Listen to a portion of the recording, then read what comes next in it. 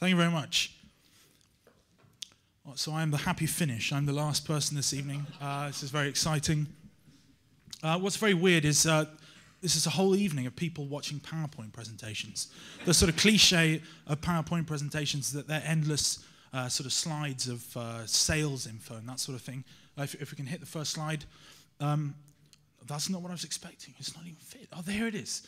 This is a real sales figures of the Tobler Chocolate Company. I don't know if you're familiar with them. Genuine. They make 150,000 tons of chocolate a day, but it's only the product 1.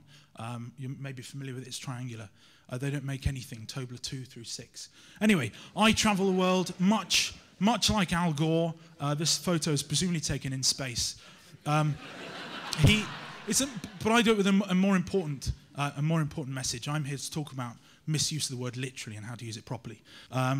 Sorry about the labels of the graph there, but this graph, the line, basically by the year 2048, the word literally will be misused entirely, 100% of the time. This is very important. I'm here to shoot a pilot. This is what Mike Figgis, a film director, said when he arrived in LA airport. If you're a film director, it's a natural thing to say. Unfortunately, if you work in US security, it's a different thing to say. He was detained for 8 hours. Here's another thing. Rod Stewart literally shags anything that moves. I don't know if this is true. If it is, and you see Rod Stewart, best to be safe, try and remain perfectly still. But, indeed.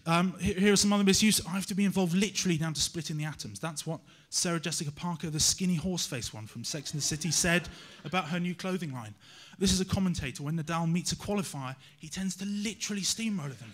I think you'll agree this is nonsense. Why, though, am I the Literally Tsar? I am the only person in the world to have literally travelled from A to B. A is a small town in the very north of Norway. B is a tiny village in the middle of Nebraska in the USA. It all started on a Trivial Pursuit question. Anyway, when I did this, people said, you've literally gone the extra mile. This isn't the case at all. Here's B. If I'd have gone the extra mile, I'd have disappointed the whole village of B. I'd have been in the middle of a cornfield. Completely missed the point there. Now, everyone here, this is a graph that doesn't even... What the hell's going on? Anyway, this is like the karaoke thing. Number of people who have gone from A to B. Anyway, there are 6 billion people who've figuratively gone from A to B. All of you here and coming here tonight have figuratively gone from A to B. There is only one person in the world, there'll be a very thin line that you can't see on the right-hand side who have literally gone from A to B, and that is me. So,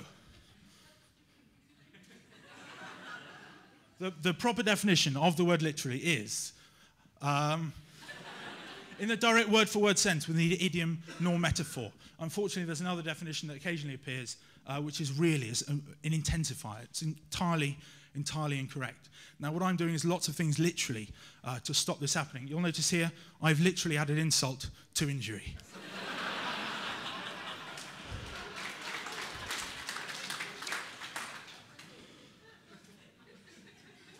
Anyway, I've also literally bitten off more than I can chew at a competitive eating competition.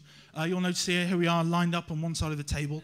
It looks very much like a fresco painted in the 16th century. I don't know if you've noticed a recent restoration of this fresco. You can just about see that around some of the torsos, you can make out the premier travel eating thing. I appreciate this is a little bit blasphemous, and I'm sorry if I have offended anybody. I am literally going to hell. In fact, I've literally been to hell. Hell is a small town in the middle of Norway. Brilliantly, it is a gold mine, figuratively at least, for doing things literally. So I've been there. It's incredibly cold there, so hell was literally frozen over. I met the mother-in-law from hell, the neighbors from hell. This is, if we can hit a button, this is a postcard I sent to my work. It said, it will be a cold day in hell before I come back to work. Unfortunately, they took me figuratively and were a little bit offended. I merely meant I would be there for one more day. Also, I literally know my onions. I know everything there is to know about onions. There I am reading Onion World. Someone shout out a question, anything about onions. Give me. I don't know if anyone heard that, because obviously she doesn't have a microphone. The question was, next slide, how much did the largest onion ever grown weigh?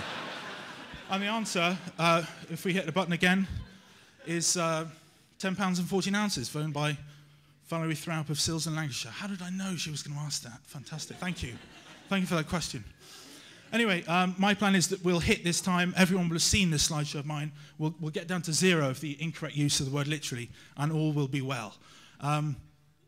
One last thing is that someone who came to see one of my little slideshows knitted me a nightcap, which is fantastic. So if there are any ladies here who'd like to come back to my house literally for a nightcap,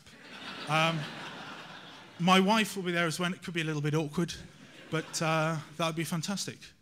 That's pretty much all I've got to say. Thank you very much. Good night.